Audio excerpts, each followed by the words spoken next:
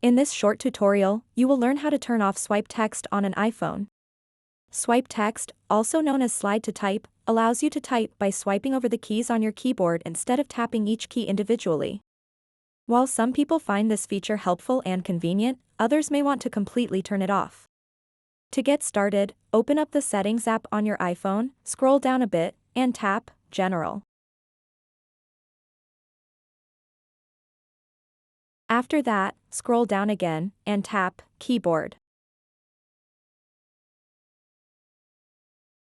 Now you'll see the slide to type feature, which is enabled. To turn off swipe text or slide to type on your iPhone, simply toggle off this switch over here. So that wraps up this tutorial. If you have any questions about this whole process, please let me know in the comments section below.